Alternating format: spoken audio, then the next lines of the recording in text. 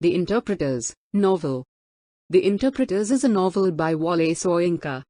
First published in London in 1965. And later republished as part of the influential African writers' eras. It is the first and one of the only two novels written by Soyinka. He is principally known as a playwright. The novel was written in English and later translated into a number of languages. The narrative of The Interpreters is seemingly chaotic, with Soyinka constantly returning to past events. And some effort is needed for the understanding of even the main characters, especially Egbo and Sagoe. Many other characters, university professors, editor board of the newspaper Sagoe is working in, are given schematically, fully conforming to the prevailing stereotypes of the era. This is because the novel was published in the 1960s, shortly after many of the African states became independent. And in fact Soyinka tried to build his narrative in order to oppose the stereotypes that were generally included in a post-colonial novel. The structure of the narrative also ultimately forms a comment on the events that occur in the lives of several characters. Actually, the great man wrote this his debut novel many decades ago when he was still a young man. Here we concentrate on a coterie of articulate young men, in particular as a nation, Nigeria starts to stand on its own feet. Take about Sagoe, Egbo, Sekoni, etc.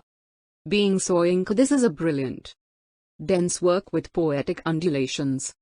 From the start one might even give up when we read metal on concrete jars, my drink lobes. And what about the voluble voidancy? Philosophy of shit, the business for latrine. Farcical but gripping in its own way, farting like a beast et al. A world-class work indeed, this novel.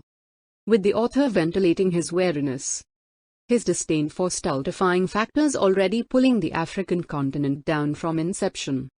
Hark at the moral turpitude, the hypocrisy, the smug sanctimonious elements already taking root. Apart from our intellectual young men here, broad strata of society is delineated here, e.g. the aristocracy, the hoi polloi, academics, demi-monde, even albino. The women in this novel are intriguing too, though the setting is many decades ago. Dehinwa. But Simi in particular. Simi comes across as an assertive, enigmatic, very seductive woman, in control even in respect of sex. Even the sexual details are brilliantly couched in poetic language here. Yet Simi is in control. Life goes on here with ineluctable tragedies like road accidents, which the author has again been world famous for decades. Ravages on the road. Plot of the novel. The novel is set in the 1960s. In post-independence and pre-Civil War Nigeria. Mainly in Lagos. There are 5 main characters in the novel.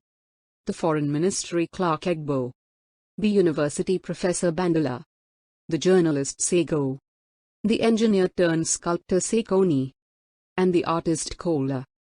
They were friends at high school, then went abroad to study, and returned to start middle-class jobs in Nigeria.